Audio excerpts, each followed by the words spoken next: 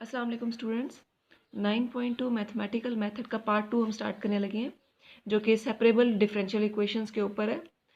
Separable equations का method अगर आपने समझना है तो चैप्टर नंबर 9 की कंप्लीट रिवीजन में सेपरेबल इक्वेशन का मेथड बहुत अच्छे तरीके से जो है उस वीडियो में समझाया गया है। यहाँ पे बस हम क्विकली जो है इस एक्सरसाइज के क्वेश्चंस का रिव्यू करेंगे। सॉल्व हैं सारे क्वेश्चंस, बस हमने इसको हल्का सा इसको रिवाइज करना है। dy by dx is y cube plus 2y over x square plus 3x। हमने सेपरेबल इक्वेशन में ये करना होता है कि x वेरिएबल को dx के साथ लिखते हैं और y वेरिएबल्स को सेपरेट करके हम dy के साथ लिखते हैं। तो y क्यूब प्लस 2y यहाँ के हमारे पास डिवाइड हो जाएगा और हमने dx को जो है वो x वेरिएबल की तरफ ले गए। अब जब ये सेपरेट हो गए y वाले सारे वेरिएबल्स और x वाले सारे वेरिएबल्स, तो हमने अप्लाई करनी है integration on both sides. Apply करने के बाद हम क्या करेंगे कि प्रोडक्ट में आपके पास फैक्टर्स हैं, इनको एडिशन या सब्ट्रैक्शन में लेके जाने के लिए आपने इनकी पार्शियल फ्रैक्शन करनी है। तो पार्शियल फ्रैक्शन आप अलग से सेपरेटली करके उसका आंसर यहाँ पे आप यूज़ करेंगे। सिमिलरली राइट साइड पे भी आप पार्शियल फ्रैक्शन करके सेपरेट कर लेंगे और इंटीग्रल को भी हम क्या करेंगे कि स्प्लिट कर देंगे हर टर्म के ऊपर। जब इंटीग्रेशन 1 ओवर वाई की आएगी तो वो ln y हो जाएगा। 2 कांस्टेंट था तो सेपरेटली ट्रीट हुआ। फिर उसके बाद जब हमने इसकी इंटीग्रेशन करनी होगी तो हम वाई स्क्वायर प्लस 2 का डेरिवेटिव ऊपर बना सकते हैं। तो वाई स्क्वायर प्लस 2 का डेरिवेटिव होता है 2y, तो मैं 2 से इसको मल्टीप्लाई भी कर दूंगी और डिवाइड भी कर दूंगी। तो 1/4 सेपरेट हो गया और 2y इसका डेरिवेटिव ऊपर मौजूद है। जब किसी भी टर्म का डेरिवेटिव ऊपर मौजूद होता है और उसकी पावर 1 होती है तो उसको ln में लिखा जाता है। अब यहाँ पे भी सिमिलरली 1/x की इंटीग्रेशन ln x हो गई और 1/x+3 की इंटीग्रेशन भी ln x+3 हो गई, क्योंकि इसका डेरिवेटिव 1 ऊपर मौजूद था। अब जब ln of y square plus 2 लिखा गया तो ln की प्रॉपर्टी होती है कि जो उसका कोफिशिएंट होता है वो उसकी पावर में आ सकता है। सिमिलरली सारी टर्म्स ln x था तो इसकी पावर में 1/3 चला गया, ln x+3 था तो पावर में 1/3 आ गया। और जब सारे के सारे आपके पास ln में आ रहे हैं तो c को भी ln में ले सकते हैं। सारी टर्म्स को हम ले आएंगे लेफ्ट हैंड साइड पे और इनको कंबाइन कर सकते हैं ln की प्रॉपर्टीज लगा के।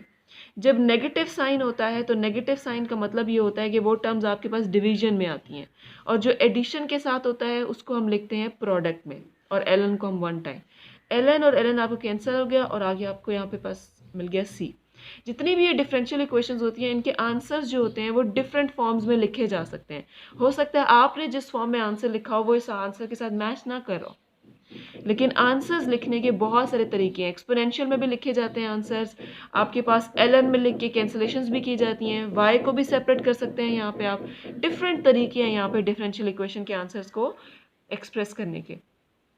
सिमिलरली क्वेश्चन नंबर 12 में आपके पास जो डिफरेंशियल इक्वेशन है यहाँ पे एडिशन के साथ कंबाइन है, आप इसको सेपरेट कर लें लेफ्ट हैंड साइड और राइट हैंड साइड सेपरेट करके। इसमें से अब हम क्या कर लेते हैं कि यहाँ पे सारी की सारी x की टर्म्स थी तो मैंने यहाँ पे x की टर्म्स को सेपरेट कर दिया। यहाँ मल्टीप्लाई रहा था, यहाँ के डिवाइड हो गया। अब जब इंटीग्रल दोनों साइड पे लगाएंगे तो यहाँ dy की इंटीग्रेशन y आ गई। अगर आप ऑब्जर्व करें साइन x का डेरिवेटिव होता है cos x plus cos x का डेरिवेटिव हो गया माइनस साइन x, तो डेरिवेटिव इसका ऊपर मौजूद है तो ln में कन्वर्ट हो गया। तो यहाँ पे आप इसको कंबाइन करके इस फॉर्म में भी लिख सकते हैं। चाहे तो आप इसको एक्सपोनेंशियल में ले जाएं ln की फॉर्म में, चाहे तो आप आंसर को यहीं पे भी आप यहाँ पे रिस्ट्रिक्ट कर सकते हैं। अब आ जाएं क्वेश्चन नंबर 13 पे। क्वेश्चन नंबर 13 में आपके पास जो टर्म्स हैं इसमें हम सेपरेट करने के लिए क्या कर सकते हैं कि मल्टीप्लाई कर लिया मैंने dx को ऑन बोथ साइड्स। जब मैंने dx को दोनों साइड से मल्टीप्लाई किया तो यहाँ dx आ गया, यहाँ dy रह गया और यहाँ पे dx आ गया। अब आप क्या कर सकते हैं, अब आप ये कर लें कि dx और dx वाली टर्म्स को कंबाइन कर लें और dy वाली टर्म जो है वो आपकी सेपरेट हो जाएगी। ये dy है, ये बाय मिस्टेक जो है वो dx लिखा हुआ है। dx वाली टर्म सेपरेट हो गई और ये dy है, इट्स नॉट dx। अब हम यहाँ पे जो e raise to power minus y है इसको सेपरेट नहीं कर सकते कोफिशिएंट्स में से, तो हम सेकंड अप्रोच क्या कर सकते हैं इसकी कि हम यहाँ पे लिख लेते हैं कि 1 + dy बाई dx, वो जो आपका यहाँ पे क्वेश्चन में था वो एज इट इज़, और e raise to power x को दूसरी साइड पे जाके डिवाइड कर लेते हैं। अब जब दूसरी साइड पे डिवाइड हुआ तो e के कोफिशिएंट्स कंबाइन हो गए। अब हम यहाँ पे क्या करने वाले हैं कि हमने x + y को u ले लेते हैं, सब्सटीट्यूशन लेने लगे हैं। x + y को u ले लिया। अब दोनों साइड पे डेरिवेटिव ले लें, x का डेरिवेटिव 1, y का dy बाई डी एक्स और u का derivative du by d x. ये जो दो आपने टर्म्स ली, सब्सटीट्यूशंस ली, इसको आप अपनी इक्वेशन नंबर 1 में सब्सटीट्यूट कर लें। जब आप इक्वेशन नंबर 1 में सब्सटीट्यूट करेंगे तो यहाँ से आपको क्या मिलेगा, ये जो इक्वेशन नंबर 2 है इसमें सब्सटीट्यूट, क्योंकि इसमें हमने x और y को कंबाइन किया।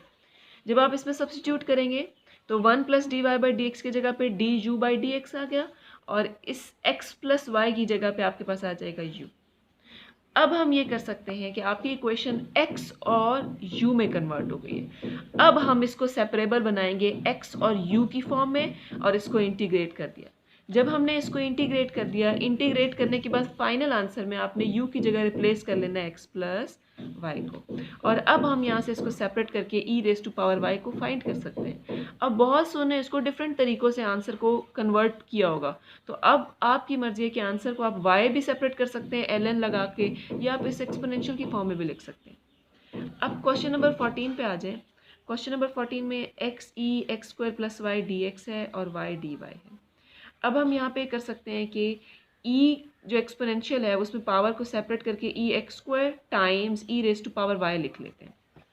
उससे ये होगा कि मैं जो y वाले वेरिएबल हैं उसको dy के पास ले जाऊंगी और x वाले वेरिएबल्स को dx के पास रहने दूंगी। जब सेपरेट हो गए तो दोनों साइड पे इंटीग्रेशन लगा दें। इंटीग्रेशन लगाने के बाद देखिए एक्सपोनेंशियल का पावर जो है x स्क्वायर है उसका डेरिवेटिव मैं उसके साथ प्रोडक्ट में बना सकती हूँ। तो डेरिवेटिव बनाने के लिए मैंने 2 से मल्टीप्लाई भी कर लिया और डिवाइड भी कर लिया। तो जब एक्सपोनेंशियल का डेरिवेटिव उसके साथ मौजूद होता है तो एक्सपोनेंशियल एज इट इज़ आ जाता है। अब यहाँ पे आए तो ये सिंपल इंटीग्रेशन बाय पार्ट्स आ गई, वो जो आपने सेकेंड ईयर एफएससी में एक्सरसाइज 3.4 में भी सीखी हुई है। इंटीग्रेशन बाय पार्ट्स करेंगे, first function as it is into integration of second function minus integral derivative first function का जो कि यहाँ 1 बनता है और इंटीग्रेशन सेकेंड फंक्शन की जो कि ये बनता है। अब आप सिंपली इसको सिंप्लीफाई कर लें। सिंप्लीफाई करने के बाद इसकी integration simple e raise to power minus y और इसका कोफिशिएंट -1 यहाँ आ गया। अब हम क्या करेंगे कि इसको सिंप्लीफाई करने के बाद यहाँ पे अब हमने 2 को दोनों साइड से मल्टीप्लाई कर लिया। कांस्टेंट c1 लिया था, जब 2 दोनों साइड पे मल्टीप्लाई हुआ तो एक नया कांस्टेंट बन गया c। अब वो सारी की सारी टर्म्स हम इस तरफ ले आके हमने अपना सोल्यूशन लिख लिया। अब क्वेश्चन नंबर 15 पे आ जाए।